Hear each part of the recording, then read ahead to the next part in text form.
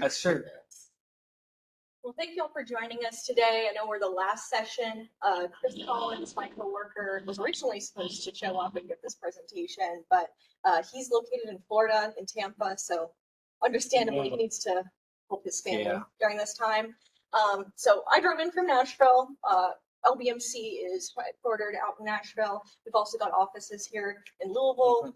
Jesse's local to Louisville as well.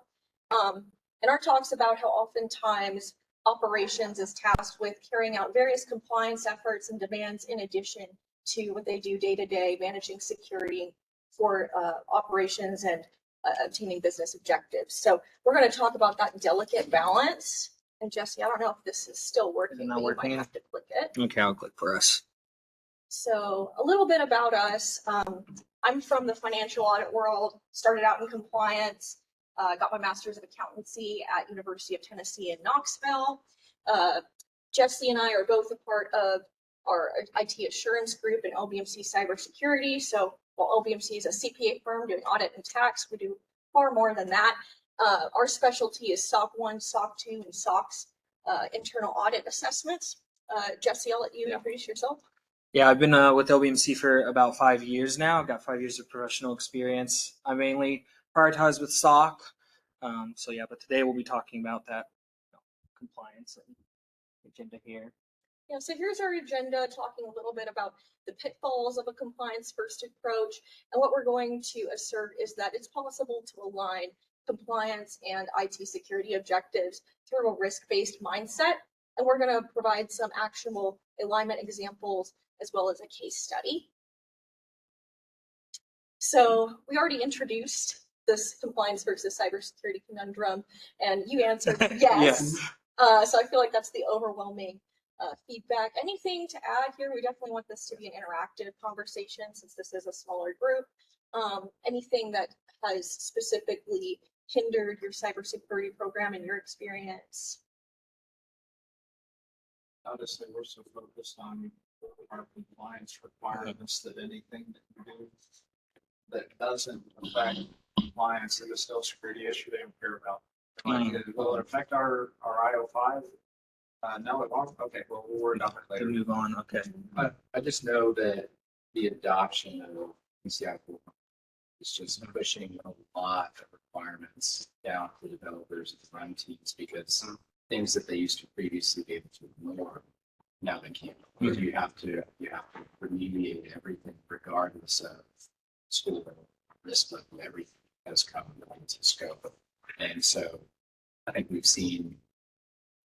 I mean, in many ways, if you can move over to do more risks to remediate. So, what's just these higher scoring things now?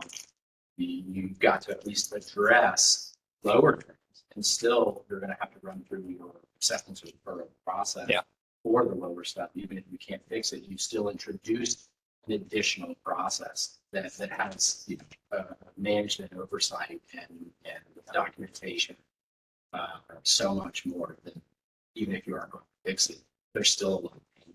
A lot of pain, yeah. Definitely. That short-term focus to try to get compliance objectives adhered to versus the actual cybersecurity threats that are out there. Trying to do that with short resources, human capital, budget, definitely a challenge. And so we mentioned some of these things, but it often feels like cybersecurity is pulling one way and the compliance is pulling the other way, but it doesn't have to be that way. Definitely compliance is a broad term. We've got standards, which are requirements by certain regulatory bodies. PCI DSS is a standard, it defines a rigid set of things, and this bare minimum is what you need to adhere to. Versus a framework might provide a blueprint. It won't tell you exactly what it is that you have to implement. It'll just tell you what it is you have to consider. But on the back end, all of those are already pre-baking in an assumed set of objectives and correlating risks. So even with the compliance mindset, there's still the underlying risk basis behind it. And cybersecurity is also risk-based. So through a risk-based process and aligning those into one efficient risk management program, we're proposing that it's going to be possible to achieve both the business objectives, compliance objectives, and IT security objectives. So Yeah. Jesse, do you want to talk a little bit about the importance of Yeah, compliance absolutely. audits? So we're going to start at the beginning here with compliance audits, why they matter, and why we need to do them in the first place, and what may be hindering your cybersecurity program. So we have to do them because usually we have to ensure regulatory requirements are met. As a lot of us know, TCI, you have to meet that. GDPR, HIPAA, any requirements like that, you have to meet that first, and so that's why they matter. We also maybe have to meet contractual obligations. We work with SOC, so usually in contracts it's like you have to have a SOC report before we'll sign that with you. So we usually that's why you have to go through an audit. And then there's also both of these together kind of roll into this one about protecting from legal penalties and financial penalties of that. So you get these audits so you don't get fined from these entities that do that or from your customers. And then the last one is also to build trust with your customers. You go through these audits so you can share them with your customers, investors, and business partners to show you're secure. And so that's why they matter and why we still need to have them. But there are some pitfalls to a compliance-only, compliance-first approach. We have kind of a list here of what we think why having a compliance-first approach isn't the best thought. So one is kind of a false sense of security. If you meet compliance standards, you can kind of create a belief that the organization is fully protected. So, oh, we passed PCI, we're compliant, we're secure, we're good to go. That's all that matters, right? As long as we're compliant, we're good. So that false sense of security is kind of a pitfall that you get. Another is kind of a reactive versus proactive approach. If you have a compliance first approach, you only may make changes when a change to whatever audit program you're using happens. So when a new regulation comes out. So an example is kind of like you're only concerned if you'll get GDPR fine versus maybe actual data protection or data loss. So having a more reactive approach to that than proactive. And then also, again, we've kind of mentioned meeting that bare minimum. If you're as long as I'm compliant, not going above or beyond or going farther, that's all that matters to me in meeting that bare minimum. And then also, like, again, that short-term focus we kind of mentioned, prioritizing immediate compliance instead of long-term strategic business objectives and security goals. So this is kind of a scenario we came up with where maybe a company had that compliance first approach, and they were thinking they had to get a monitoring tool for their audit, right? And so like, all right, vendor, give me a monitoring tool. That's all we need. I just want to check off the box. So they purchased a monitoring solution, implemented the tool with only standard settings, didn't have as many features as other solutions, but it did meet budget constraints and met the audit, but the monitoring tool didn't have custom logging rules. This could have been like an opportunity to align both, say we have an opportunity here to get into a tool, but also improve our cybersecurity program. So we should use this requirement to do both and kind of line both of them together. So, but if you're in that compliance first, it's like, I just need to check the box. So that's kind of This is where we implemented you have to have a risk model if you are in scope for some sort of compliance framework. And that risk model then is actually taken directly to security operations that they're going to look at they'll actually pull the documentation for what logs are being produced by the app or whatever's coming into scope, and they'll try to build out rules and alerts that the SOC is then able to respond to. So they'll bring in not just the custom rules, but we're going to look at the EDR, and then now moving things to the cloud. You're talking with Aqua, Argo CD, and all these other components that are sitting in the cloud. So we've had to roll that in because people would say, yeah, we're logging. Like, well, what are you logging? Yeah, exactly. That's Do you exactly have right. audit logs? Well, what's an audit? And so developers aren't up to speed as to what sorts of log populations qualify as an audit log. They may not be logging creation of users or something. Exactly. Like that. Yeah, you're right. Strike them like, no, you have to log the creation of a user, the deletion of a user, things like that. And they're like, well, that's going to be a lot. I don't want to do that. Yeah. No, I understand that. Definitely resonates. And I think like with the tools, it's really important to define the requirements when you're engaging that vendor and setting up that tool, because I think like there might not be enough preparation of what the end goal is and intent behind the tool. From the audit perspective, we're being challenged now because we also get audited by our auditors to make sure that we're adhering to our compliance and the up-to-date standards of the ICPA. But one of the things that we are being criticized to focus on is any data produced by a logging tool. So we have to verify the implementation of the tool, what it's set to log, and then how that data was actually exported. Even further, I would say like access control and change management. If someone can just go in and hide their activity within the tool, that's a concern. So a lot of basic audits will not consider those things, but the cybersecurity realm definitely should. Retention. People were shocked whenever we were like, no, we need this for 12 months. And they're like, look, that's going to cost a lot. It's like 10 plus 2. 12 months is your requirement. Yeah. And 5 years for us. Well, yeah, DoD. Yeah, definitely a challenge. All right, so next we're going to talk about that alignment through a risk-based strategy. And I already talked about briefly the compliance standards versus a blueprint, NIST, even SOC. It's risk-based, but they just tell you, hey, these are the things to consider, and then you can cherry pick based off of your specific circumstances and business model, what is the most appropriate objectives to scope in for your audit. But we're going to bring it back to identifying, okay, what is the intent of our security program? We need to first understand our attack surface. So where are we exposed, right? Identifying the assets, data, systems that we need to protect.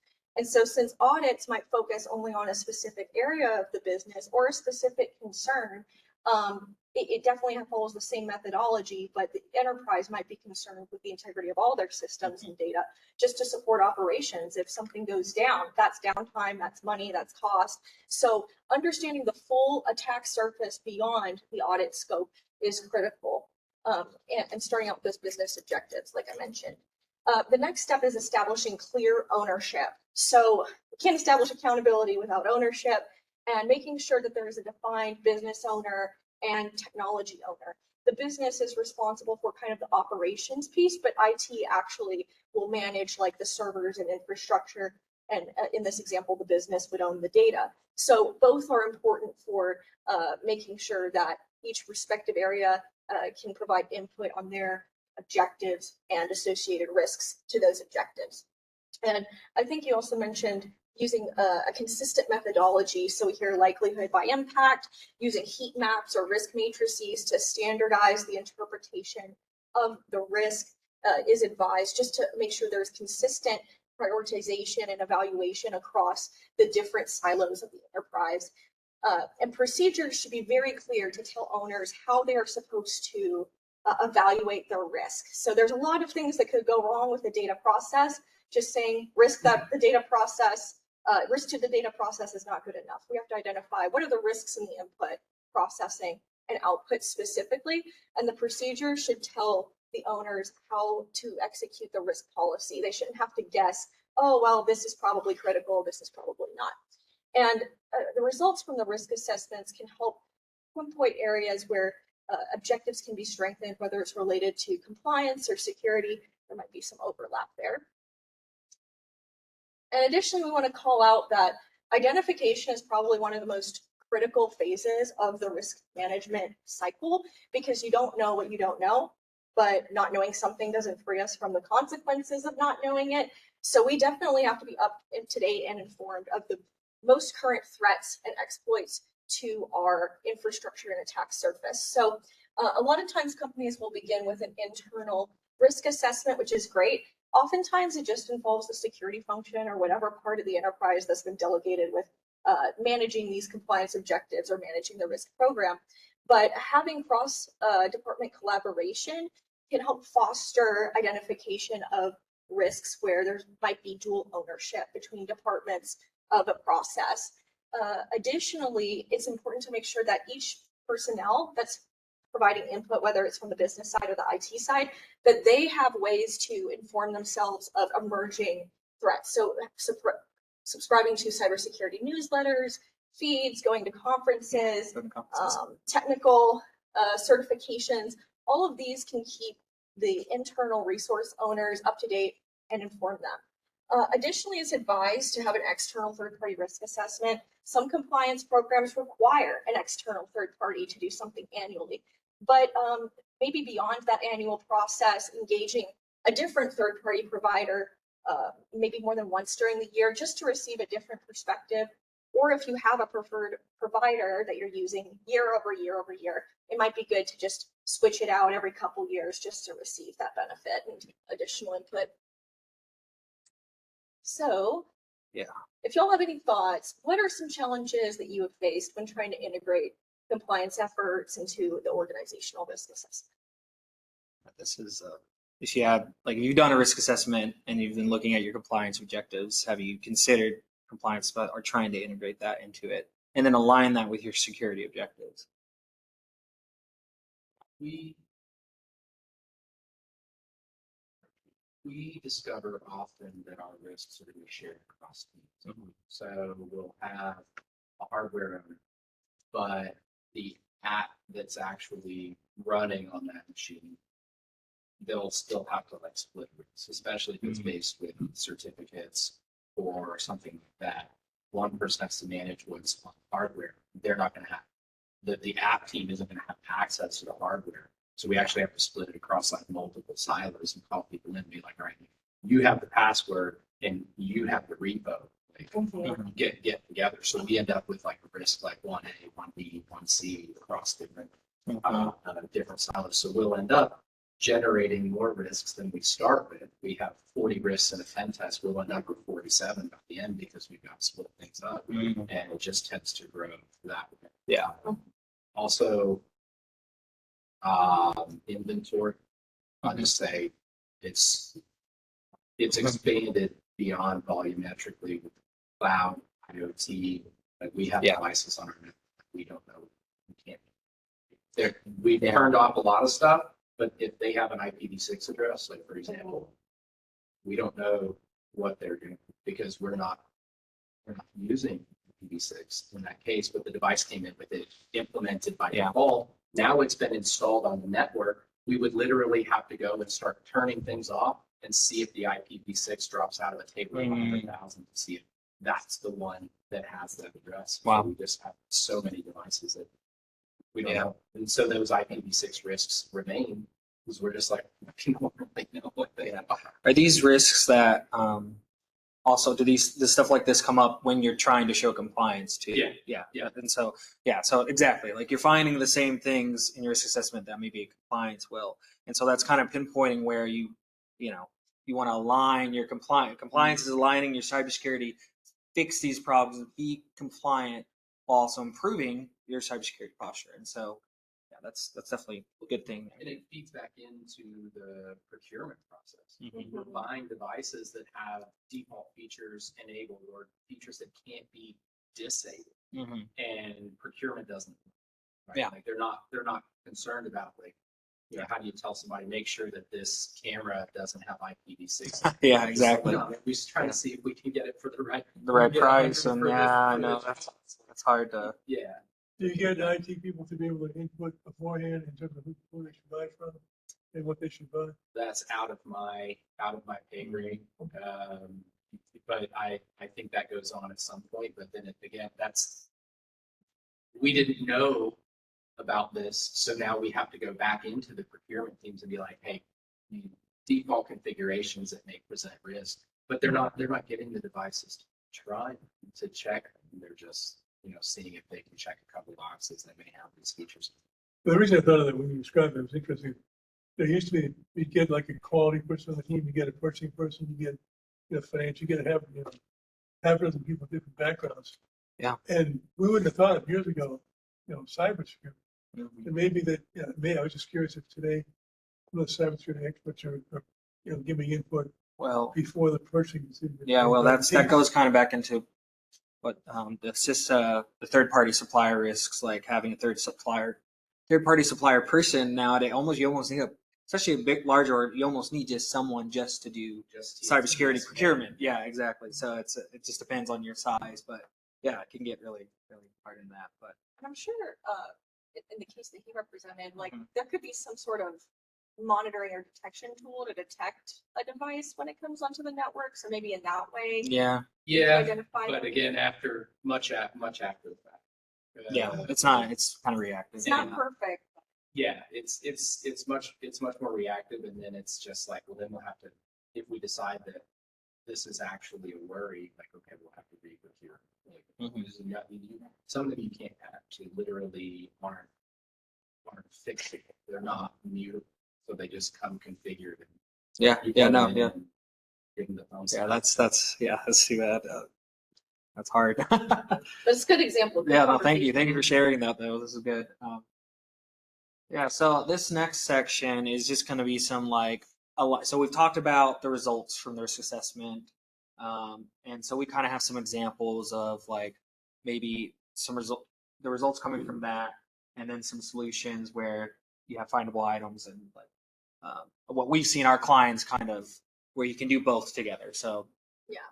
So I guess like with this first one, what I'd bring up is a lot of compliance, either frameworks or standards require either security, confidentiality, or maybe even privacy objectives. And with that, you need a very strong data management process and life cycle. So identifying proper data and how data should be controlled is key.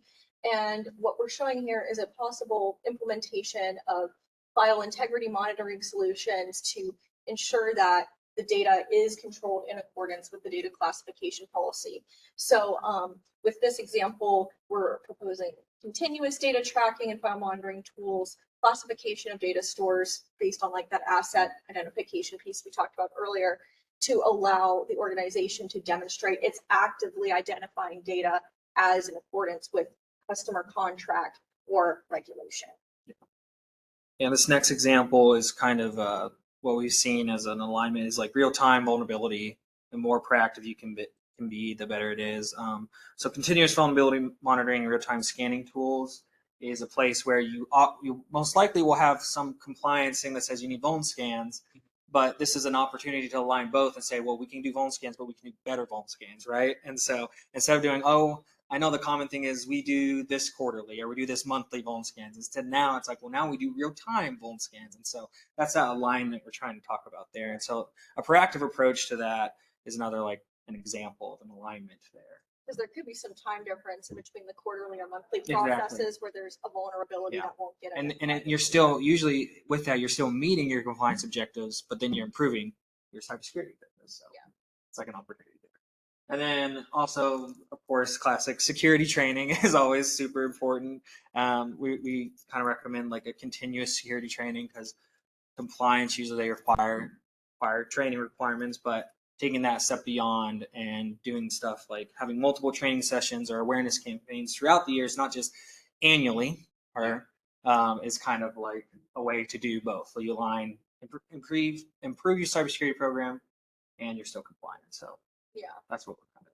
And I would say like some functions might require more training, especially like coding functions, development functions, and making sure that they are aware of secure coding practices and any changes in those practices. Accounting and financial functions are frequently a target.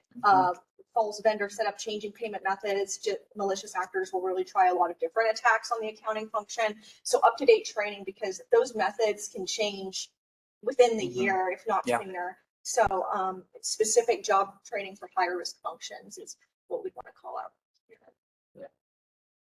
And then, we were just gonna, since we don't have a big audience, but do you guys have fire monitoring tools in the DLP? Did it help your compliance and then also help it's a with your requirement for PCI. Okay. Segment devices have to have been installed. Okay. where possible, Yeah. But it's also not always possible because you'll have black box devices or something like that. You're not going to push anything to a network. It's like you're not going to put FIM on the Cisco router. Yeah. Right. You just iOS doesn't. That's your sole input.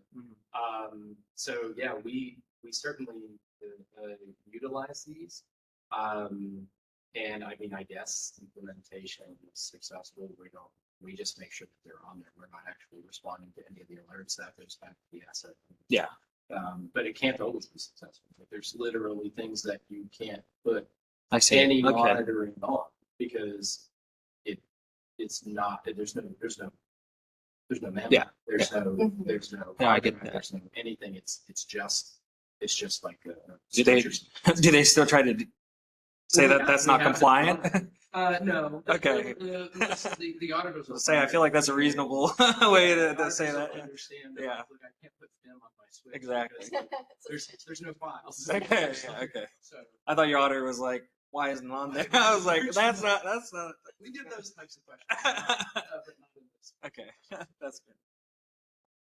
Yeah, then also we were just going to ask if anyone is using real-time vulnerability scanning. So yeah, if that was successful too, that's kind of improved your monitoring and your compliance. Pretty good pipeline between the compliance team that generates the scans and then pushing those to the actual vulnerability management Okay. team. Like they understand that if something is in scope for compliance, that it's going to be a much faster, much more Okay. higher priority. Yes. Yeah. Very good. Yeah. And then yeah, Security training, everyone kind of does training. Yeah. Requirements as well. Like Yeah. you literally have to now have an enterprise one if you want to be PCI compliant for both. And I did some pre too as well. It's very strictly called out. yeah, no, that We got makes a letter. sense.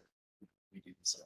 So do you only do it annually, or are you also now No, doing it's it like constant. constant? Okay. Constant fish tests. Yeah. They'll roll them through various teams, and we've got the report fish button built in. Yep. Yep. And with many of the next gen email tools that are running through like an isolation browser or something like that, you actually can see who's clicking. And so That's email great. Tools, the email tools have actually built in phishing training these days. It makes it very easy to Mhm. harvest Yeah.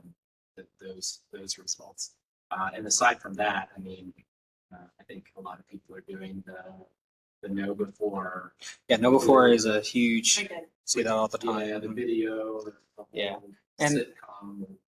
Yeah, that's right. Yeah, I think I know what you're talking Oh about. yeah, I've seen I that was before. so engaged I went and watched them all. That is fun. Yeah, that's the same. Well, that's a good thing. And I was going to be my next point is it's not just doing more training, but more engaging training too.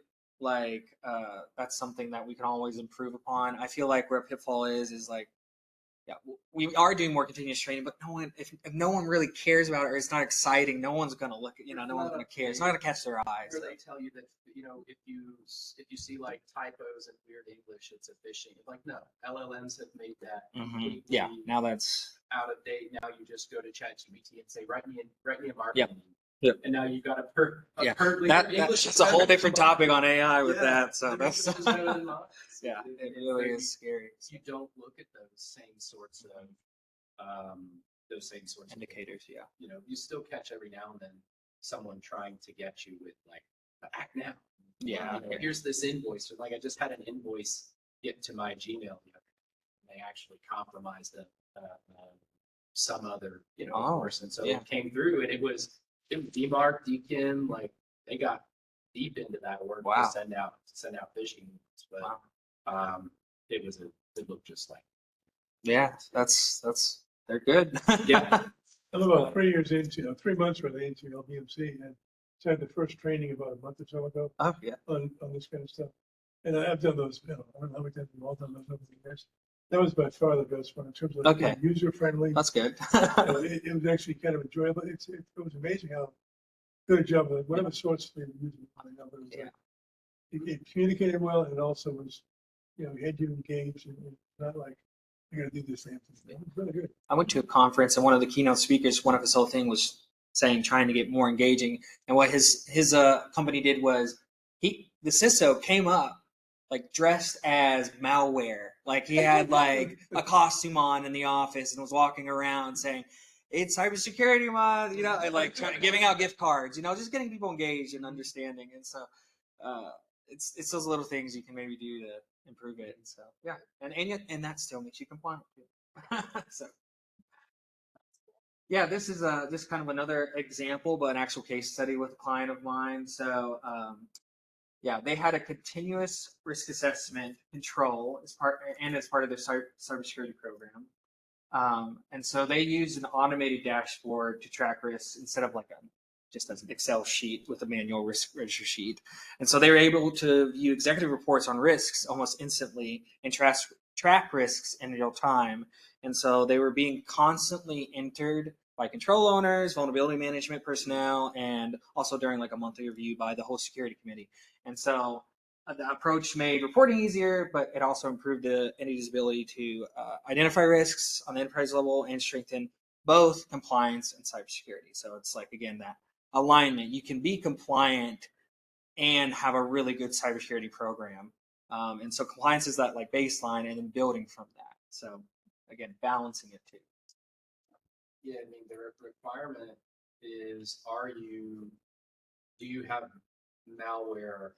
Like, are you watching for malware? Yeah, exactly. So it doesn't ask you to do it well. Yeah, exactly. It's just doesn't watching. ask like what tool you're doing. It's just like, do you have like a continuous monitoring for Exactly. malware? Like, that could just be, that's a very wide Yeah. range. And especially if you have executives or personnel that aren't for cybersecurity, you can almost use compliance kind of as a tool to help your program too, because you're like, well, this is a requirement. Yeah. And you can say, we can fulfill this requirement, but also we can do better with that requirement, and it'll still get, and they'll be like, good, we're still being compliant. So yeah, it's like, it just says it's a certain thing, but you can use it as a tool to say, I can get more out of this, I feel like. So that's one. Do you think it's an automated tool, or is it a bit more of a manual process? Both. Okay. Yeah, so we actually bumped up against, we had a pen test that had more risks that were found than could be handled by the tools. So that wasn't an Excel sheet. But then we also have automated tooling. So they're all linked and reporting into a Power BI. Thankfully, Power BI is kind of like a great equalizer here, where it can take inputs from our various tools, as well as from something like an Excel sheet to implement. So, we have a weekly risk report dashboard that we're running across all of the various DR risk, pen test risk, that all goes into the same sheet. Yeah. That executives can pull a report from, a snapshot that's real time, that we're also reporting every week whenever we do a status report for our team. So a little bit of both, because some of the tests were literally outside the scope of what the tool imagined. Oh, wow. Many risks. Wow. So we've since put an enhancement request, and now they can handle it.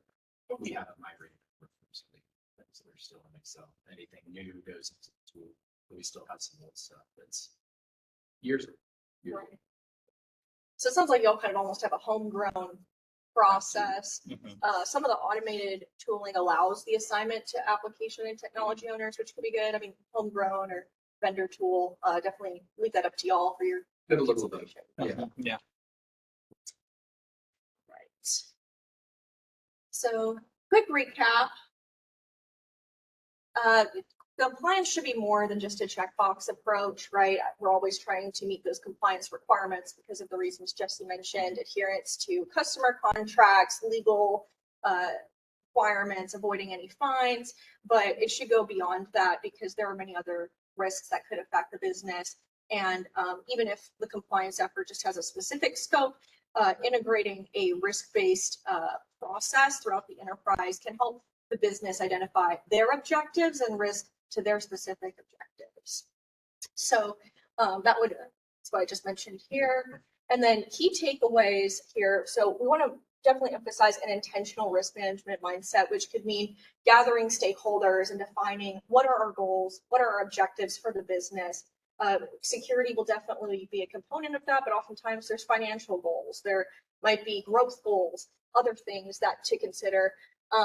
And standardization of the risk assessment process through a clear methodology that is available for all stakeholders that are evaluating risk, so that they clearly understand how they're supposed to consider different components and rank those by likelihood and impact. Next, we have the consideration of integrated risk management software. So we kind of briefly talked about like that, some automation, some vendor risk management tools. Maybe it'll be a hodgepodge of these things, but centralizing the data collection, having a clear way to have analysis and reporting in one place so it's easily understood by the executives up at the top, and allows them to interpret that and provide the business with the resources it needs to achieve those security and business objectives. Additionally, we talked about ongoing employee training. You don't know what you don't know.